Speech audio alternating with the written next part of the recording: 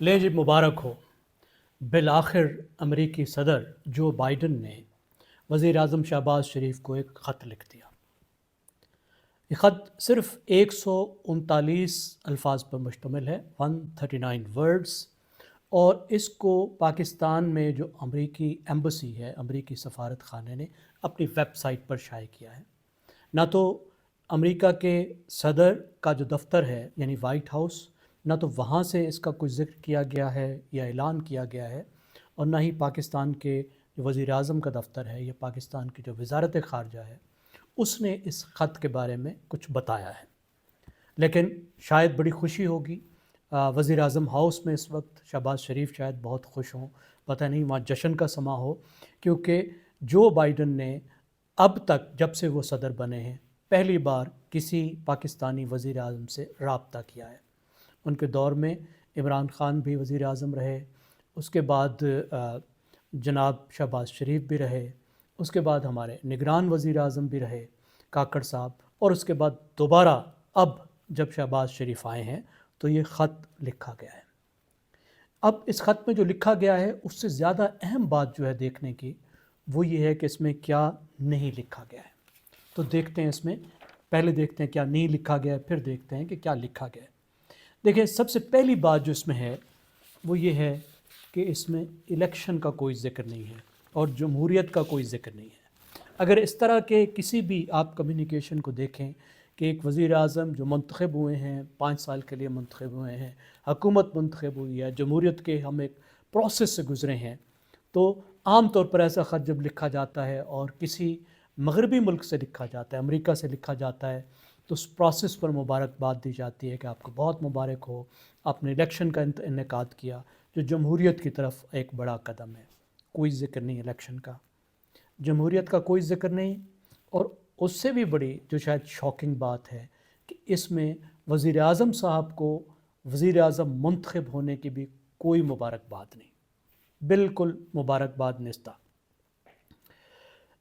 अगली बात कि इसमें जो ज़ुबान है, जो लैंग्वेज यूज़ की गई है, वो बहुत ही फॉर्मल लैंग्वेज है, यानी दोस्ताना लैंग्वेज नहीं है, बल्कि प्योरली एक डिप्लोमेटिक डिस्टेंट लैंग्वेज है, जिसमें बाहमी ताल्लुकात के जो स्ट्रेटजिक आस्पेक्ट हैं, यानी उन ताल्लुकात पर ज़ोर दिया गया है जो ताल्लुकात दो रियासतों के हैं जो हुकूमतें बदलने से तब्दील नहीं होते।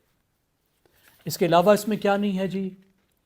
इसके अलावा इसमें रीजनल सिक्योरिटीज़ के जो इश्यूज़ और कंसर्न्स हैं जिन पर आम तौर पर अमेरिका बात करता है पाकिस्तान से, पाकिस्तान को रीअश्योर करता है, उस पर बरह रास्त कोई बात नहीं है।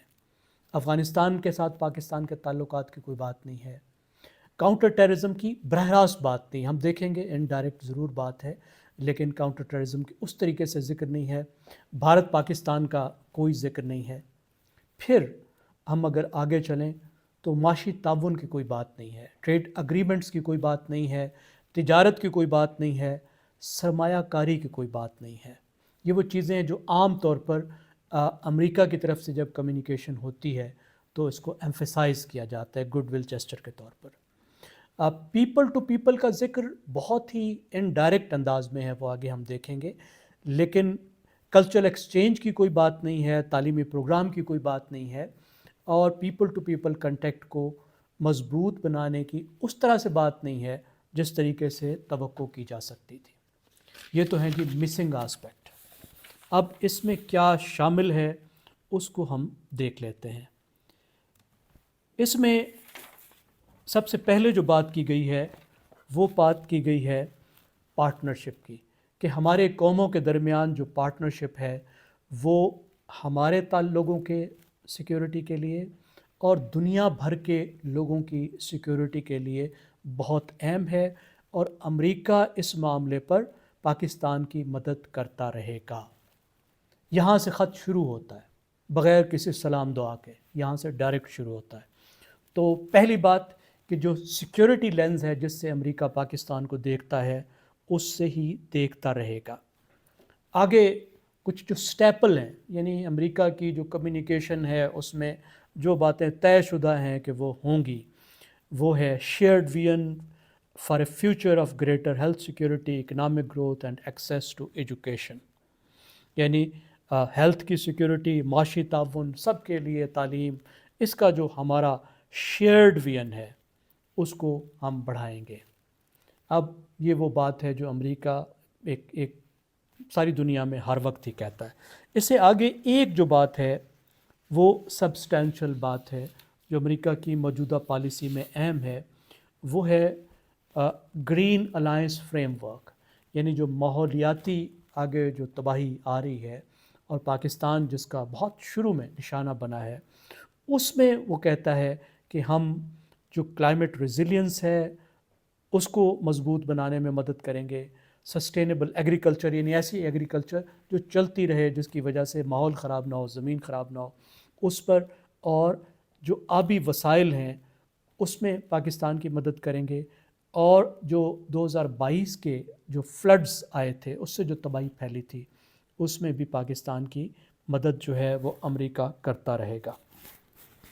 اس کے بعد پھر ایک روٹین بات ہے کہ پاکستان کے ساتھ مل کر انسانی حقوق اور ترقی کو بڑھایا جائے گا۔ یہ بھی سٹیپل ہے امریکی کمیونیکیشن کا۔ آپ کو پتہ ہے امریکہ کو کتنی کنسرن ہوتے ہیں انسانی حقوق کی، لیکن انسانی حقوق کو جو ہے اس کا نیریٹو وہ بہت استعمال کرتا ہے، اور جہاں اس کو ضرورت ہوتی ہے وہ دوسری قوموں کی، خاص طور پہ ترقی پذیر قوموں کی جو کان مروڑنا ہے اس کے لیے بھی استعمال کرتا ہے۔ اور اگر ہم آگے چلیں آخر میں جہاں پہ یہ خط ختم ہوتا ہے تو یہ کہتا ہے کہ ہم مل کر مضبوط پارٹنرشپ قائم کریں گے، اپنی قوموں کے درمیان اور ہمارے لوگوں کے درمیان مضبوط بانڈ بنائیں گے۔ یہ کہہ کر یہ خط ختم ہو جاتا ہے۔ تو میسج کیا ہے کہ تھنگز ایز یوزول، ہم آپ سے تعلقات ختم نہیں کرنے جا رہے۔ خاص طور پہ آج کل جو نیریٹو چل رہا ہے، یہ سوال پوچھا جا رہا ہے کہ کیا اس حکومت کو امریکہ تسلیم کرتا ہے، نہیں کرتا، اس کے ساتھ کام کرے گا، نہیں کرے گا، کتنے کان مروڑے گا، جمہوریت پر کتنا زور دے گا، الیکشن پر کتنا زور دے گا، جو پی ٹی آئی ڈیمانڈز کر رہی ہے اس کی طرف کتنا جائے گا۔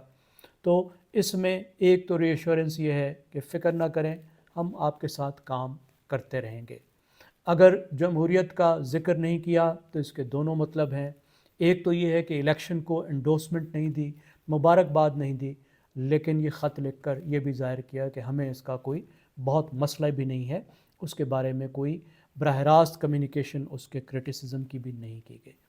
دوسری بات، اس میں کوئی وارمتھ کا میسج نہیں ہے، کوئی اس طرح کا میسج نہیں ہے کہ تعلقات کو بہت مضبوط کیا جائے گا، تعلقات کو آگے بڑھایا جائے گا، ہم بہت وارمتھ سے پاکستان کی طرف آئیں گے۔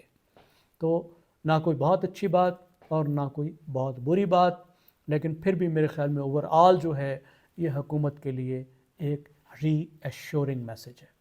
تو یہ خط ہے، میں اس کا جو لنک ہے وہ یہاں پیسٹ کر رہا ہوں نیچے ڈسکرپشن والے سیکشن میں، جہاں انگریزی میں اس ویڈیو کی ڈسکرپشن لکھی ہوئی ہے۔